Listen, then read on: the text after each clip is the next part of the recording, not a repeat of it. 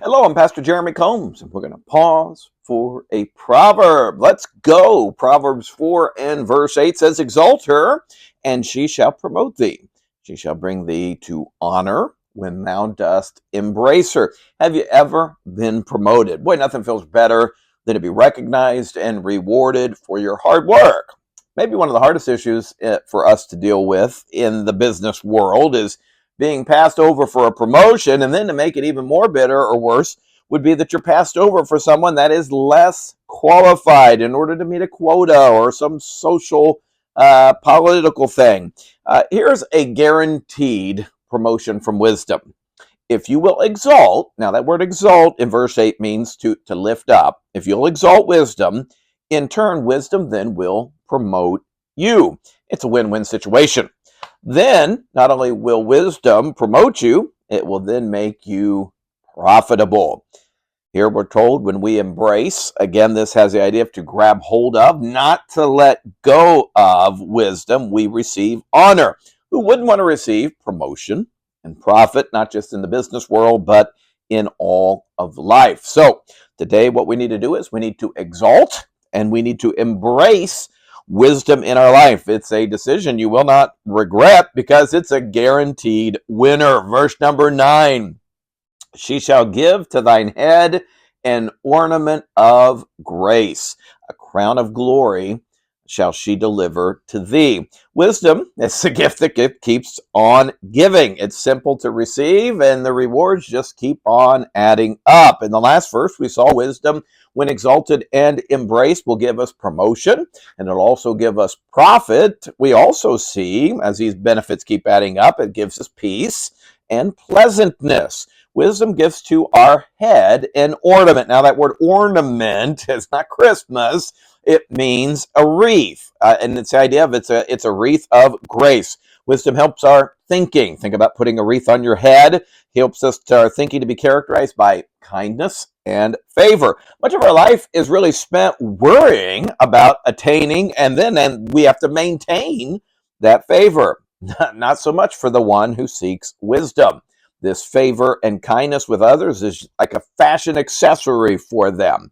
But instead of it making our outward appearance look good like a fashion accessory, wisdom makes our inward character look good. Wisdom also gives us a crown of glory. We're promoted for the beauty of our integrity. We go to verse number 10. Hear, O my son, and receive my sayings, and the years of thy life shall be many. One of the greatest fears of a parent is the premature death of one of their children.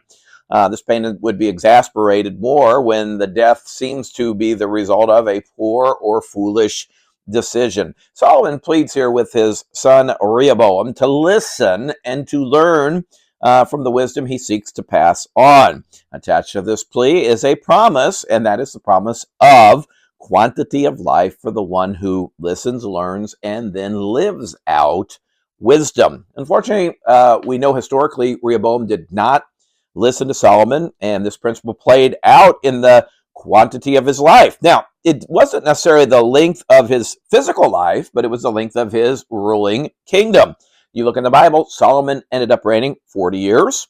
Rehoboam, which would be his son, reigned 17 years, less than half. And then by the time they got the grandson, Abijam, he only reigned for 3 short years. So if you want to live long life, you need to be wise. And if you want your children to be blessed with that, we've got to teach wisdom. 2 more verses. We're going to cover a lot today. Verses 11 and 12. I've taught thee in the way of wisdom.